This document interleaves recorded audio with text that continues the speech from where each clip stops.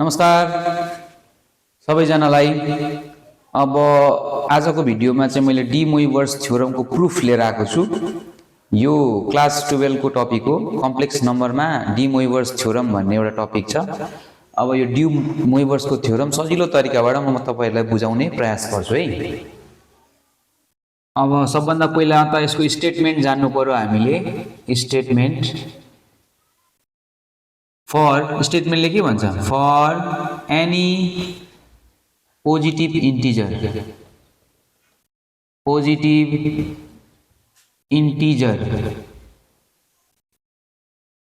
For any positive integer है। अनि के छ त थ्योरम भन्दाखेरि आर कस थीटा ब्रैकेटमा cos theta plus iota sine theta. अब यसको के त पावर n। यो n भनेको के हो? n भनेको चाहिँ हाम्रो पोजिटिभ इन्टिजर हो। इक्वल्स टु r को पावर n। यस्तो भयो भने यो n के हुन्छ? cos n theta plus i sin n theta यस्तो हुन्छ है। यो n चाहिँ यो r को पनि पावर हुन्छ र यो n चाहिँ यो थीटा सँग मल्टिप्लाई हुन्छ। यो चाहिँ स्टेटमेन्ट हो। यहाँनिर n भनेको के हो? n भनेको चाहिँ एउटा पोजिटिभ इन्टिजर हो। पोजिटिभ इन्टिजर भनेको त तपाईहरुलाई थाहा नै हुन्छ हैन। अब हामीले यो थ्योरमको प्रुफ हेर्नु पर्यो। प्रुफ एकदमै सजिलो छ, केही छैन है यसमा। जस्तै कि फर अब यसको प्रुफ हामीले के गर्छौं भने म्याथमेटिकल इन्डक्सनबाट गर्छौं। म्याथमेटिकल इन्डक्सनमा हामीले के गर्नुपर्ने हुन्छ? सुरुमा हामीले फर n इक्वल्स टु 1 को लागि चेक गरौँ। 1 राखेर चेक गरौँ यो थ्योरम सेटिस्फाई हुन्छ कि हुँदैन। 1 राखे भने के हुन्छ त? जस्तै कि r cos theta iota sine theta यस्तो मैले गरे। पावर के दि 1। अब यो पावर यहाँनिर आयो है। यहाँनिर आउँदा के हुन्छ त? r को power 1 cos theta plus iota sine theta. अब यो यहाँ पनि 1 हुन्छ, मतलब यो ट्रू भयो है। 1 r को भ्यालु n को भ्यालु 1 राख्ने बित्तिकै के भयो त? यो ट्रू भयो। सो हामीले के लेख्न पायौ भन्दाखेरि for n equals to 1 the theorem is true. अब फेरि 2 मा चेक गरौँ। For n equals to 2 n equals to 2 राखेर चेक गरौँ। जस्तै कि 1 मा ट्रू भयो, 2 मा ट्रू भयो हैन। सुरुमा 1 मा अनि 2 मा। अब हेरौँ है। r cos theta iota sine theta. यसको नाम आयोटा हो, आई पनि भन्दा हुन्छ, इमेजिनरी युनिट हो है। अब के हुन्छ त? यो यहाँ आउँछ r को स्क्वायर अनि यतातिर के हुन्छ? cos theta plus i sin theta square. अब हेरौँ यो थ्योरम यस्तो बन्छ कि बन्दैन। यसलाई अब हामीले के गर्नु पर्यो? यस्तो बनाउनु पर्यो। यस्तो यहाँ n यो 2 छ नि, यो 2 छ, यो 2 चाहिँ थीटाको यतातिर ल्याउनु पर्यो। त्यसको लागि के गर्ने? यसलाई एक्सपान्ड गरौँ, फर्मुलामा लगाऊ। के हुन्छ? cos square theta plus 2 cos theta अनि i sin theta plus i square sin square theta. यो त बुझिन्छ। त्यसपछि के गरौँ? यहाँ i स्क्वायर यो cos स्क्वायर थीटा प्लस यो के हो? यो भनेको 2 यसरी लेख्दा हुन्छ नि त। यसलाई म यस्तो गरिदिन्छु है। यो i लाई बाहिर लेख्दिए, i लाई यहाँ लेख्दिए अनि 2 sin थीटा cos थीटा यस्तो लेख्न पाइन्छ है। मिलाएको किन मिलाएको अहिले तपाईलाई थाहा हुन्छ। यो भनेको के हो? i को स्क्वायर आयोटा को स्क्वायर, यो भनेको -1 हुन्छ मतलब यहाँनिर अब के लेख्नु पर्यो -1 sin स्क्वायर थीटा। अब r square cos square theta यो प्लस माइनस माइनस यसलाई म यता लेख्छु है माइनस के हुन्छ sin स्क्वायर थीटा। अब यतातिर प्लस भयो यो i भयो यो के हो यो के को फर्मुला हो यो sin 2 थीटा को फर्मुला हो। अब r स्क्वायर यो के को फर्मुला हो हेर्नु त यो भनेको यति भनेको के हो यति भनेको cos 2 थीटा हो प्लस i sin थीटा यति भयो। मतलब के भयो हेर्नु त यो 2 यो थीटा को कोएफिसिएन्ट भनौं त थीटा को छेउमा आयो 2 थीटा ए सरी यहाँ पनि 2 थीटा हुन्छ है ल यहाँनिर के भयो रे 2 थीटा ल यो 2 थीटा। अब के भयो फेरि सो यहाँ फेरि लेखौं so the theorem is true for n equals to 2। अब n को भ्यालु त कतिवटा छ त n को भ्यालु त सबै पोजिटिभ इन्टिजर हो 1 2 3 4 डाटा k पनि आउँछ त्यसपछि k + 1 पनि आउँछ अनि लास्टमा गएर n आउँछ। यो कुरा चाहिँ याद गर्नु पर्यो 1 2 3 k कुनै एउटा नम्बर k अनि k + 1 अनि फेरि n यति सम्म जान्छ नि त इन्फाइनाइट n सम्म पुग्छ। अब हामीले यहाँ के बुझ्नु पर्ने हुन्छ भने 1 n को भ्यालु 1 राख्दा ट्रु आयो n को भ्यालु 2 राख्दा पनि ट्रु आयो के n को भ्यालु n हुँदा के हुँदा यहाँ कहीँबाट बिचबाट लिँदा पनि ट्रु आउँछ त यो लिँदा पनि ट्रु आउँछ त त्यो कुरा चाहिँ हामीले चेक गर्नुपर्ने हुन्छ। Now for n equals to k है for n equals to k and for n equals to k + 1। अब n equals to k को लागि त डाइरेक्ट हामीले लेख्दा भइहाल्यो तर n equals to k + 1 यसको लागि पनि ट्रु भयो भने अनि मात्रै बल्ल हाम्रो थ्योरम के हुन्छ प्रुभ हुन्छ। त्यसैले अब के गरौँ हामी भन्दाखेरि n equals to k मा राखौँ है यो r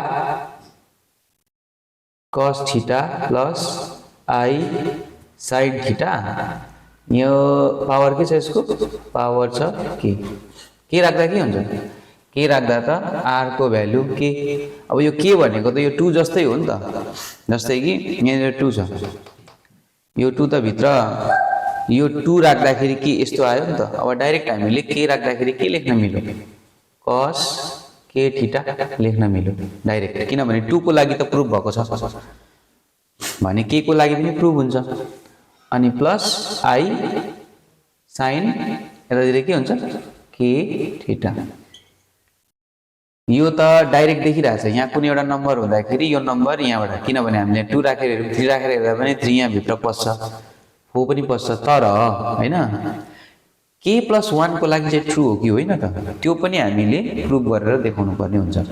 त्यसको लागि के गर्नु अब मल्टिप्लाई गर्नुपर्ने हुन्छ ल मल्टिप्लाइङ यसलाई सपोज इक्वेसन 1 मान्दियो 1 के ले मल्टिप्लाई गर्ने त भन्दाखेरि cos theta plus i sin theta अनि r ले पनि multiply we get multiplying 1 by we get है। अब यसलाई मल्टिप्लाई गर्दियौ मल्टिप्लाई गर्दा के हुन्छ त हेर्नु त r cos theta plus i sin theta यो भयो त्यसपछि यसको पावर अझै यस्तै खालको एउटा यसले मल्टिप्लाई गर्दियो भने के हुन्छ त यहाँ के छ भने k + 1 हुन्छ जस्तै कि यस्तो के यो बुझ्नु भएन भने सजिलो छ नि हामीसँग a छ a को पावर के छ फेरि ए ले मल्टिप्लाई गरिदियो भने के हुन्छ त यसलाई ए ले मल्टिप्लाई गरिदिँदाखेरि के भयो त k + 1 भयो त्यसरी नै यो पुरै ए भयो भने यसको पावर त के छ फेरि यसैले यसलाई मल्टिप्लाई गर्दा +1 जोडिन्छ के त्यहाँनिर ल अफ इन्डिसेसबाट त्यसरी नै अब राइट साइडमा हामी हेरौँ राइट साइडमा के हुन्छ त r है k अनि यतातिर के छ cos k theta plus i sin k theta sin k theta यस्तो छ अब यसलाई r के छ हामीसँग cos theta plus i sin theta यो याद गर्नुपर्ने भयो त्यसपछि अब यहाँ के छ r यहाँ r छ यहाँ पनि r के छ k + 1 r को पावर के r को पावर यहाँ r को पावर कति छ 1 छ नि त अब हामीले के गर्नु पर्यो मल्टिप्लाई गर्नु पर्यो यसले र यसले मल्टिप्लाई हेर्नु है cos k थीटा फेरि cos थीटा यो कुरा याद गर्नुपर्ने हुन्छ है मल्टिप्लाई यसले यसलाई फेरि यसले यसलाई पनि गर्नु पर्यो यो sin थीटा है i sin थीटा हो नि यो ल यहाँ अलिकति तल लेखिदिन्छु i sin थीटा मतलब अब यहाँ के लेख्नु पर्यो फेरि प्लस cosले यसलाई पनि गर्नु पर्यो i k i cos k theta अनि sin थीटा हो यहाँसम्म ठिक छ त्यसपछि हामीले यसले पनि गर्नु पर्यो यसले जस्तै कि यहाँ i के छ sin k थीटा अनि यतातिर cos थीटा फेरि प्लस यसले यसलाई गर्नु पर्यो i * i को स्क्वायर sin k थीटा अनि sin थीटा यति भयो हैन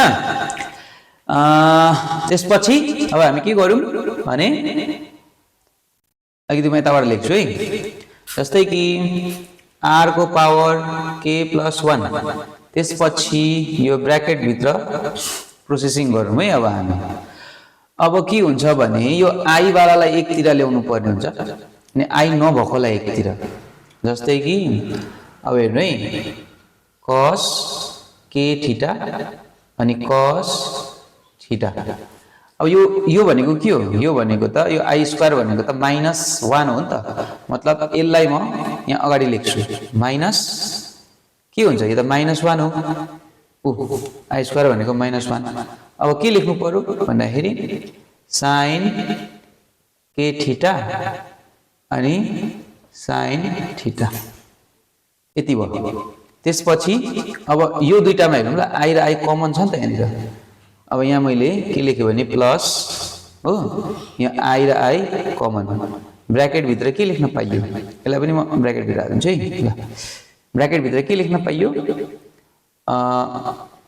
cos k थीटा अनि sin थीटा अनि यतातिर प्लस sin k थीटा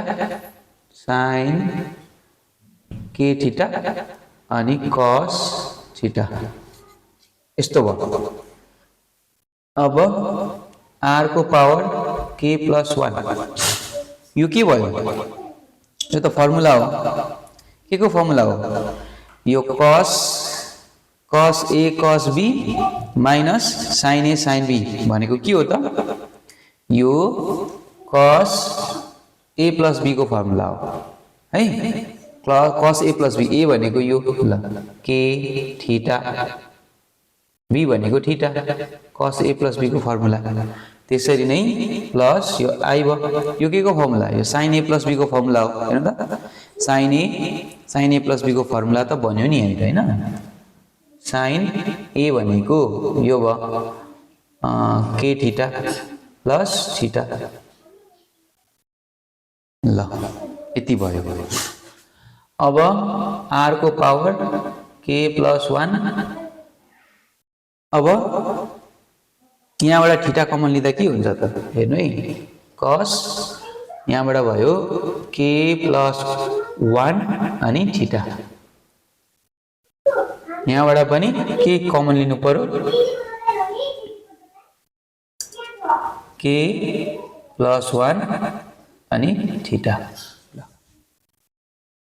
यति त चाहिएको थियो हामीलाई हैन हेर्नु त यो यहाँबाट यहाँ k + 1 छ यो k + 1 भनेको r को पावर k + 1 अनि यहाँनिर k + 1 थीटा k + 1 थीटा ठ्याक्कै प्रुफ भयो है हामीलाई चाहिएको भनेको यति नै हो ल प्रुफ्ड मतलब यो थ्योरम चाहिँ k n = k + 1 को लागि पनि ट्रू भयो हैन अब